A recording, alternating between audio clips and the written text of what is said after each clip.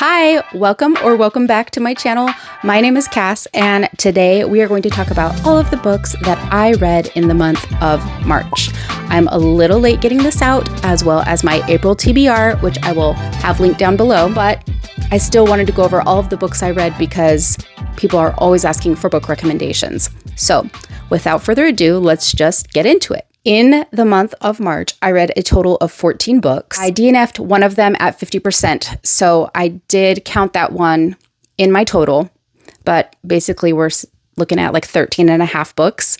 It was the last book of the month, so I will get to that at the end. And I'm just going to go in chronological order. So the first book that I read was Black Butterflies by Priscilla Morris. Loved this book. I have been, as you know, I'm a mood reader. If you've been around or if you're new to the channel, I like to mood read. So I have kind of been in a literary fiction or general fiction mood and like political fantasies, looking at deeper topics, more serious topics, less escapism. I'm looking for those books that move me, you know? So Black Butterflies is one of those books. It's not super long. Highly recommend it if you are looking for like a shorter but very well written book. I believe it's received some awards too. And this takes place, our main character, her name is Zora. She is an artist. She's a painter. And throughout the book, she has been working on this painting that is kind of the jeweled crown of all of her achievements and work up to date. She teaches art at the nearby university. She has a studio there where she paints. It takes place in Sarajevo in the early 90s. So this is based on true events, and the author has a note at the end and mentions that a lot of the story was inspired by real people in her family. So Sarajevo in the early 90s, this major diverse city with a mixture of all kinds of ethnic backgrounds and religions. The book is not based, doesn't focus so much on the actual war, but what it's like to be in a city that's under those conditions. Also known as the Bosnian War, and it mainly was between three groups, which were the Muslim Bosniaks, the Orthodox Serbians, and the Catholic Croats or Croatians. So there's been a lot of redrawing of territory since that time, and new countries formed, which we know now as like Slovenia, Croatia, Bosnia. I'm not going to go into all of that. And that's not really what the book is about. The book is about how we are all human and what it's like to be a civilian in a war territory. And I have to say, with everything going on in the world, it was really terrifying to read. It seemed very realistic, and the things that were happening in the book were things that I could see happening to me, to anyone right now, with all of the political hostility going on across the world. So the premise of this book is that Zora has a family and her kids are grown and live away. She takes care of her elderly mother who lives in an apartment across town, and her husband leaves town for a few days and takes her mother. I can't remember the details. You guys, my memory sucks. It was getting kind of dangerous to be there. So I think he left to take her mother to other family members that were outside of Sarajevo, like outside of the boundaries where the war was taking place, where there was active warfare happening. Suddenly, the boundaries and the borders closed around the war area. There were no buses or like subways going through. They grounded planes. There were no flights going in and out. Anyone who was in Sarajevo when those borders went up stayed in Sarajevo. There was no way to get out.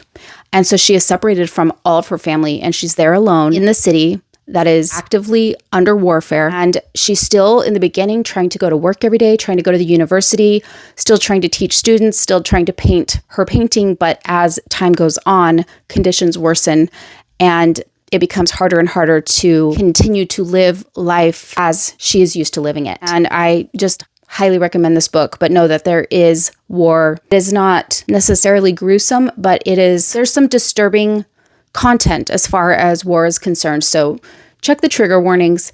I did not find it too graphic. I'm kind of sensitive to that in books. So I give this book 5 stars, and I would definitely recommend it. And then I was super excited for the third book in the Legendborn Cycle to come out in March, which was Oathbound. And there is so much in books 1 and 2, Legendborn and Bloodmarked, that I knew that I wanted to reread those books. Now, I did make a reading vlog of Oathbound, but I did not make a reading vlog of my reread, including Legendborn and Bloodmarked. If you want a summary of those two books so that you can read Oathbound without having to reread those books, let me know, because I'm thinking about making a video dedicated to that with kind of a summary of those two books and then the reading vlog of Oathbound. So let me know if that's something you're interested in. Reread Legendborn, reread Bloodmarked. Just so phenomenal. If you have not read this series, pick it up. It is so good. I loved them. It's going to be a 5-star series for me. I can just feel it. Anyway, so the first two books were just as good as I remember. So I read Legendborn and Bloodmarked, and those were 5 stars. And then I'll go ahead and skip ahead. I read other books in between because I had library holds returning, but it doesn't make sense to split up the series. So I read Oathbound, and Oathbound was very different from the first two books. Just the style of the book, the template of the book. We haven't gotten different POVs in the prior books, and in the third book, we get more point of views, and it's really good. The first half of the book, I was kind of like not really sure how I felt about it, but by the 50% mark, I was completely invested, had no doubt that I was going to enjoy it. And in the end, I ended up rating that one a 4.5. For me, only because it was a little bit of a pacing issue. But the overall plot with books 1 and 2, man, I just love this series so much. It's going to be a 4-book series, so there's 1 book left. I don't think we're going to see that 4th book until next year. So I may read this again, but I love this series, and it's just so refreshing, and it's got so much representation in it. It's got an incredibly intricate plot. It has a lot of history in it. That's the thing. I also really love historical fantasies. The magic system is so fascinating. It's based on Arthurian lore, which is crazy. Like, I'm so curious about, I want to learn everything I can about Arthurian lore now because of this series. I'm mildly obsessed, and I just love the way that she went about it. So please pick up this series if you haven't already. The next book that I read was A Constellation of Vital Phenomena. Now, this is an older book. I believe it came out in 2013, I want to say. This is another war book, and I can't believe that this was the debut novel for this author. It is incredible, okay? This book, again, is a war book, and it takes place in Chechnya, which is a country that is right on the border of the Soviet Union. So at one point it was part of Russia. And in the book, the Russians and the Chechnyans are fighting for territory. The Chechnyans don't want to be part of the Russian government. And of course, Russia wants the territory. We start out by following a young girl whose father was taken by Russians, and her neighbor is walking her through the forest, trying to find a place to harbor her, because he knows that the Russians are ruthless. And if they got her father, because they think he's a traitor, they are hunting traitors. The Russians are hunting Chechnyan traitors. He knows that they are going to come back for the girl, that they do not just assassinate traitors, they assassinate the entire family of the traitor. And this is one of the ways that they keep control over the people and, really instill fear in them, because they're not just sacrificing their own lives, but the lives of their entire family. Now, the mom had already died prior to this, and so the father was all that this girl had left. And he takes her to a abandoned hospital, literally an abandoned hospital on the outskirts of the area, where there is literally only one doctor. And she's just helping as many people as she can as they are coming into the hospital, whether they are wounded soldiers or wounded civilians. And she doesn't even care what side they're on. She just is trying to help as many people as she can. She has very few resources, but she is very scrappy. She's very intelligent. She has found ways to get the resources that she needs and found ways to survive in this war while maintaining a place for people to come for healing. So this man takes this little girl to this hospital and says, you need to harbor her. I need you to hide her. The Russians are trying to kill her. She's just a child. Please keep her here. I will come back and check on her. I have to go home, but I will come back and check on her. this needs to be a safe place. Like, we need to keep her safe. We need to keep her alive. If the Russians find her, they will kill her. And this doctor is very reluctant. She has no connections. She does not want to be attached to anyone. She has seen far too much destruction in the war going on around her. And she does not like the idea of a child staying with her in the hospital. But she does agree to allow the child to stay, puts her to work. You know, if she's going to be there, she's going to put her to work. She also finds out that the neighbor who dropped off the girl went to med school, and they strike an arrangement where he's going to come and work at the hospital with her so that she has another set of medical hands. And that way he can also keep an eye on the girl. But then at the end of the day, he has to go home, sleep in his own home, and the girl stays with the female doctor that basically just lives at the hospital. Okay, so that is kind of the premise of this book.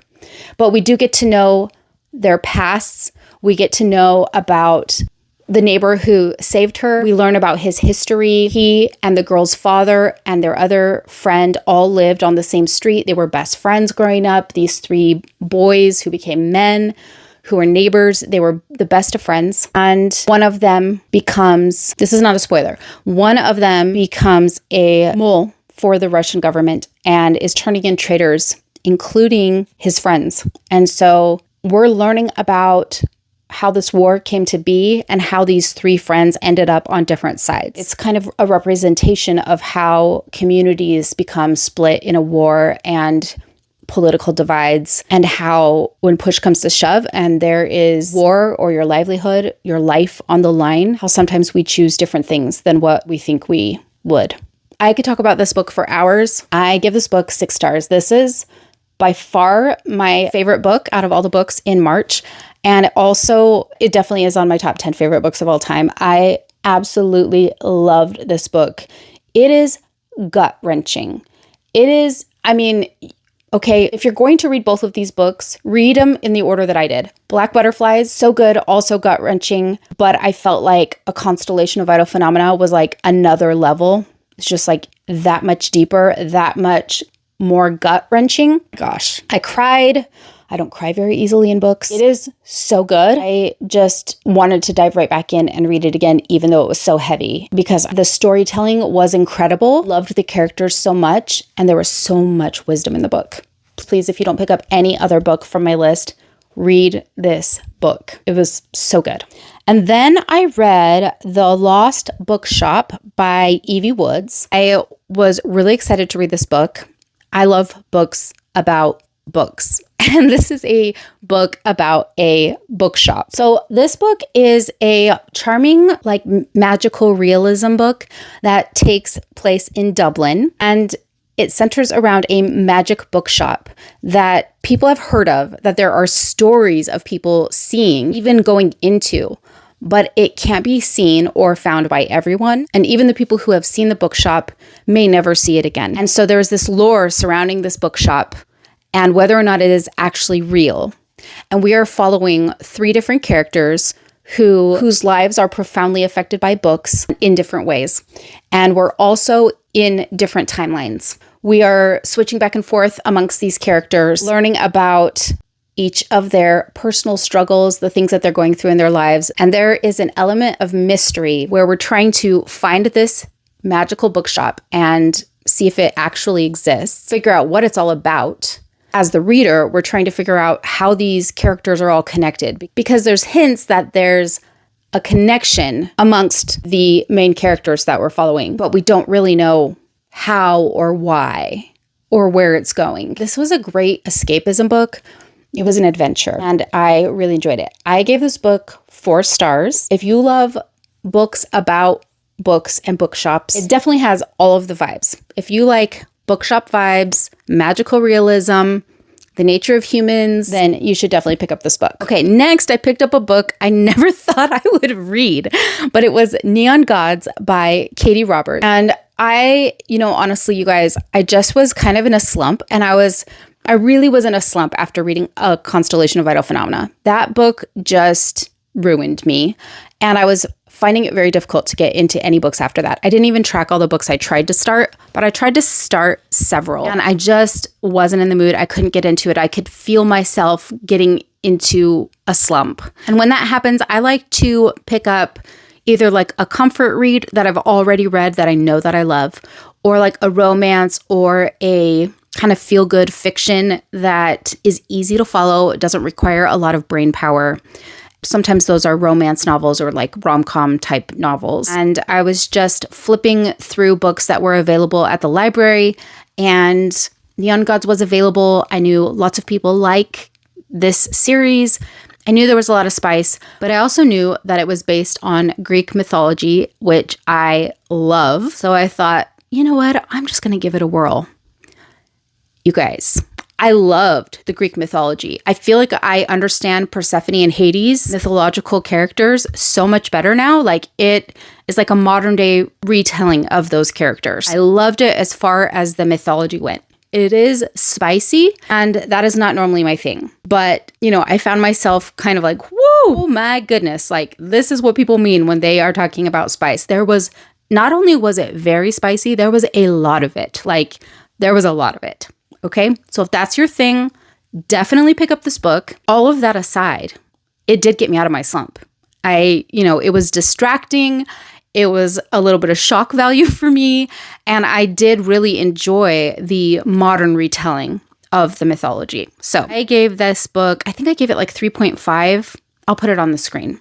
I can't remember what I ended up rating it, but it was in the 3s somewhere. Okay, next up was the favorites. So I went straight from that book into the favorites because I still was worried about being in a slump, and I thought I need something, again, a little more light and romantic. And the favorites is not what I thought, okay? I thought this was going to be like a major romance book, but it's not. It's more of a fiction with a romance subplot. Okay, I thought it was really interesting.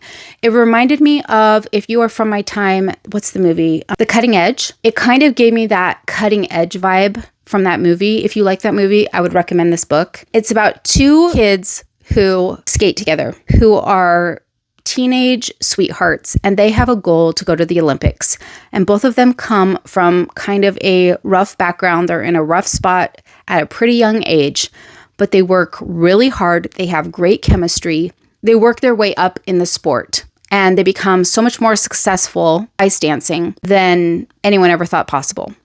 Okay, I'm not going to give away whether or not they make it to the Olympics or what all happens. But this is following their journey of trying to reach their goals, what challenges they face, how it affects their relationship. I also felt like it gave a lot of insight into what the culture of ice dancing is like. So, you know how a lot of people read sports romances and you get a view of what the culture is in that sport. So like the group of guys that all play basketball together or hockey together. And, each sport and each group has their own culture. I feel like this was a peek inside of the ice skating and ice dancing culture, because we're following not just our two main characters with their romance and their connection, but we're following the team that they train with, their coach, like everything that's going on. And I found it really fascinating. I did feel like it got a little slow at some points, like the pacing. I wasn't always into it all the time. And I think it maybe could have been edited down a tiny bit more. But all in all, I really did enjoy it. I gave it 4 stars, and it was a solid 4-star. I really liked it. I would recommend it. Just know that it's not a romance per se. It's more of a real life romance. So I feel like it's a very realistic depiction of what relationships look like between people who love each other but have very real challenges in making their relationship work. Okay, next I read When the Night Comes Falling by Howard Bloom. He is a journalist, and so I live in Idaho, unless you live under a rock. If you're in the United States, you've probably heard about the Idaho 4 murders that happened in Moscow at the University of Idaho. I can't remember which one it is. We have both of them.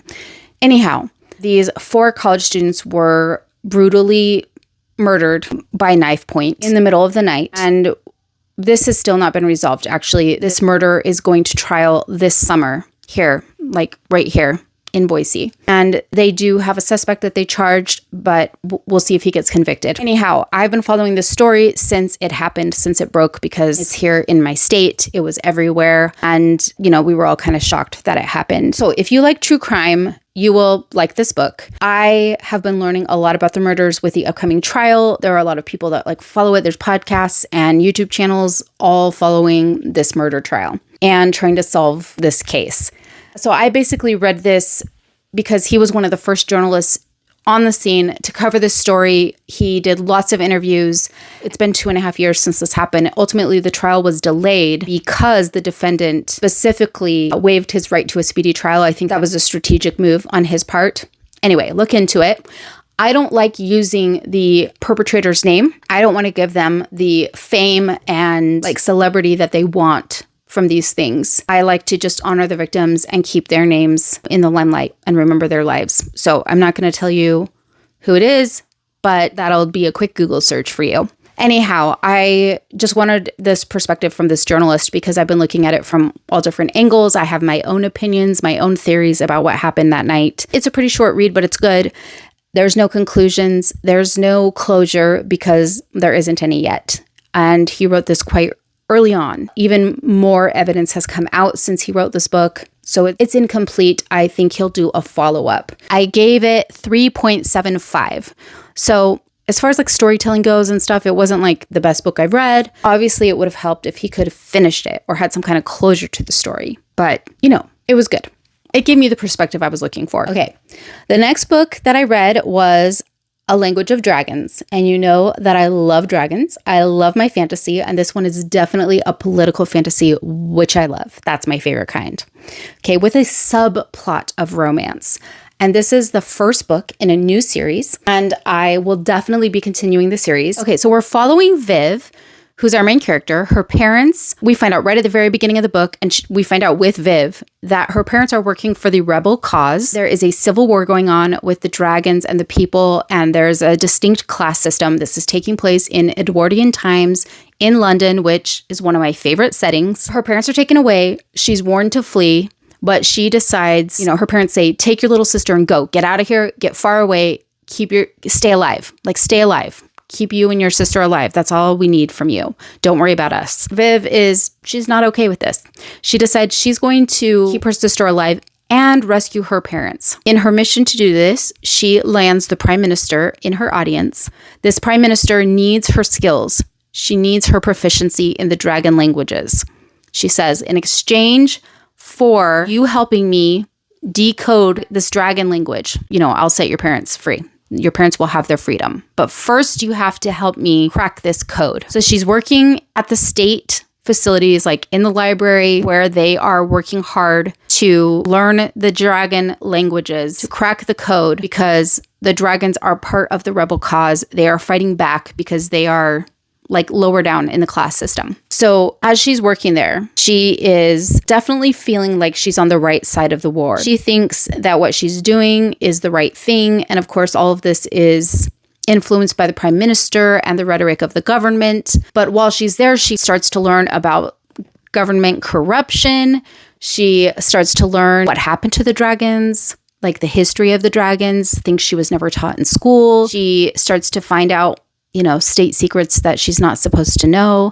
And pretty soon, she doesn't know which side of the war she should be on, who is good, who is bad. It becomes very complex whether she is going to be able to save her family. And she's kind of put in a position where she has to choose whether she's going to save the people she loves or whether she's going to do the right thing and save a larger group, a larger population. It's the age-old impossible choice. Do you save one person at the sacrifice of many, or do you save many and sacrifice the one, but it's the one that you care about the most in the world? Okay. It was really good. I gave it a 4.25. I think it was a great first book in a series. I love the concept. I love Viv. She's awesome.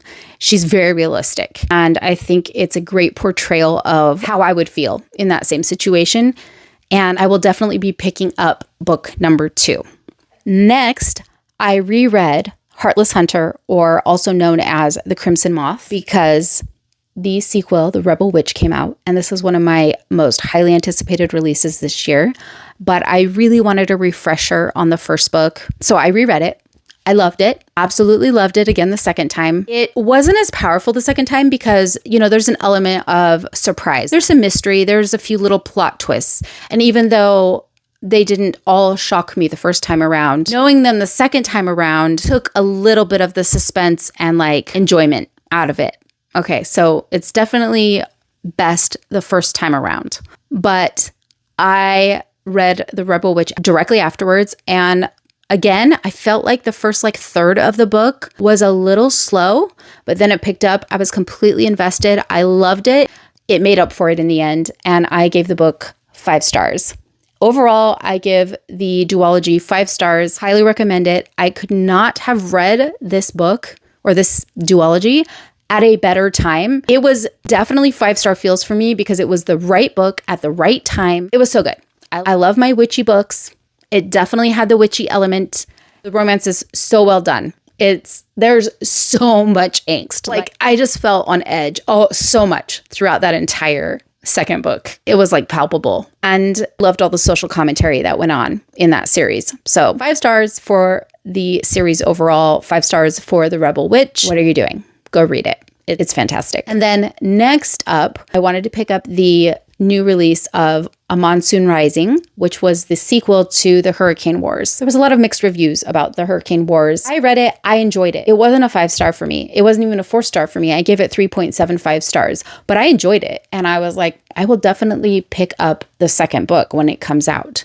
I didn't know why people were hating on it so badly. You know, anything above 3 stars is good. 3 stars is a good book. 4 stars for me is a great book. 5 stars is phenomenal.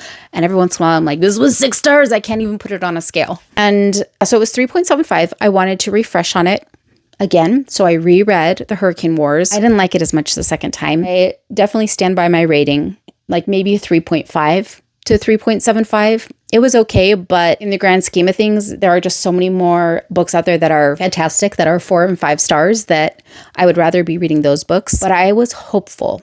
I thought maybe the second book will be a 4 or a 5 star. There are plenty of times I rate a first book in a series a 3 point something or a 4 point something. And then later overall, I give the whole series a 5 star or like a 4.5 star or 4 star rating. So I was keen to pick up the second book. You guys, I don't know if it was the book. I don't know if it was my mood. I don't know. But I got about 50% of the way through and I was like, I just don't care. I just do not care. I don't care about these characters. I don't care what's going on. I wasn't invested in the romance. I couldn't feel that same like angst, that same like yearning that I felt in The Rebel Witch. And maybe reading it right after The Rebel Witch was a mistake because both of them are kind of, I guess, like forbidden romances. I don't want to necessarily say like enemies to lovers, but it's got that kind of vibe. And I just didn't care, you guys, and I wanted to read good books. I just read so many good books this month that I didn't want to waste time reading books that I didn't at least think were like a 4 star. So I DNF'd it at 50%, and that was my final book in March. I moved on and started new books in the month of April, and I've been having a great reading month. So those are all of the books that I read in March. I hope that you found some new recommendations from this video. If you've read any of these books or if you plan to pick any of them up, let me know below. If you aren't subscribed, please make sure you subscribe, make sure you like, make sure you comment. I would love for you to stick around if you're new. And go check out my video for my April TBRs, see if we're reading any of the same books. And I will see you guys all very, very soon.